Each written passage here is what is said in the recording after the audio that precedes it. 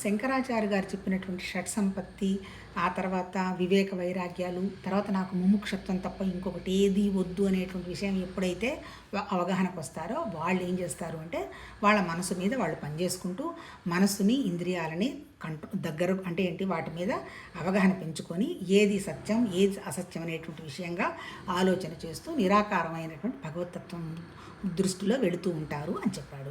ఆ తర్వాత ఇంకోటి ఏం చెప్పాడు శంకరాచార్య కూడా, ఎప్పుడైతే ఇప్పుడు ఈ షట్ సంపత్తితో అంటే సమాధమ ఉపరతి శ్రద్ధ తితిక్ష సమాధాన అనేటువంటి స్థితికి వచ్చిన తర్వాత ఎప్పుడు వస్తావో అవి కావాలని ముముక్షత్వం తప్ప నాకేం వద్దు అనేటువంటి స్థితి వచ్చింది.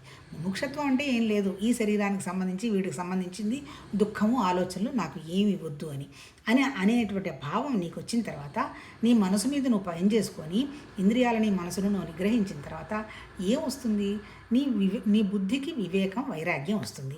వైరాగ్యం అంటే ఏంటి? ఈ శరీరానికి సంబంధించిందంతా ఒక డ్రామా నడుస్తుంది, ఓకే నా ద్వారా జరుగుతుంది తప్ప ఇవన్నీ కూడా వస్తున్నాయి ఉంటున్నాయి వెళ్ళిపోతున్నాయి తప్ప ఇవి పర్మనెంట్ కాదు అనేటువంటి ఒక వైరాగ్యం వస్తుంది. ఈ వైరాగ్యం వచ్చిన తర్వాత ఏమొస్తుంది?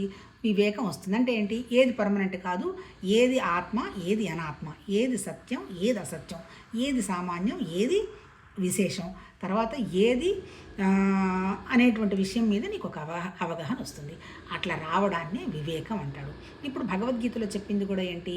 ఇవన్నీ నువ్వు ఏంటి కర్మ భక్తి జ్ఞానం యోగం అన్నీ పాటించిన తర్వాత నీకు భక్తి యోగం ప్రసాదించడం జరుగుతుంది బుద్ధి యోగం ప్రసాదించడం జరుగుతుంది అని చెప్పాడు. అల్టిమేట్ ఏంటి? అక్కడ సృష్టి జరగటానికైనా కారణం బుద్ధికి వచ్చినటువంటి అంటే ఏంటి కాస్మిక్ మైండ్కి వచ్చినటువంటి ఒక ఆలోచన.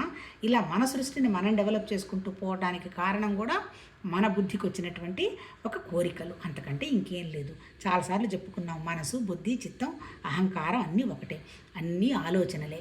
చిత్తంలో ఉన్న జ్ఞాపకం ఆలోచనే, మనం చేద్దామా వద్దా అనేటువంటి మనసు సంకల్పం ఆలోచనే. ఇలా చెయ్యి అని చెప్పి చేసేది కూడా బుద్ధి చేస్తున్నటువంటి వివేక వైరాగ్యానికి సంబంధించిన ఐడియా కూడా ఆలోచనే. కాకపోతే జరిగేది దేంతో? మన శరీరంతో జరుగుతుంది. ఇది అహంకారం. ఇప్పటిదాకా మనం ఏమనుకుంటున్నాం? శరీరం తప్ప ఇంకొకటి ఏమీ లేదు అనేటువంటి భావంలో ఉన్న వాళ్ళు ఎంతసేపటికి కూడా భగవతత్వం అనేది భగవంతుడు అనేవాడు బయట ఉన్నాడు అనేటువంటి పరోక్షంగానే చూడటం చేస్తూ ఉంటారు. అట్లా పరోక్షంగా చూసుకున్న వాళ్ళు ఎంతసేపటికి ఏంటి స్వర్గం నరకం అవి కూడా అవసరమే, అంతా ఉంది అనేటువంటి పూజ ధ్యానం యోగం అటువంటి విషయాల్లోనే పరిగెడుతూ ఉంటారు. కాకపోతే ఏంటి భగవతత్వం అనేది బయట లేదు, అక్కడ ఉన్నటువంటి నిరాకారమైన తత్వమే అణువణువు ఉందని వాళ్ళే చెప్తున్నారు కదా. అలాంటప్పుడు నువ్వు ఇష్టం ఉన్నా ఒప్పుకున్నా ఒప్పుకోకపోయినా అంతా డివినిటీయేను, ఐఆమ్ డివైన్ నువ్వు డివైన్ అనేటువంటి భావం వచ్చినప్పుడు జ్ఞాన దృష్టితో వెళ్ళడం జరుగుతుంది. అప్పుడు బుద్ధిని ఉపయోగించి అర్థం చేసుకో.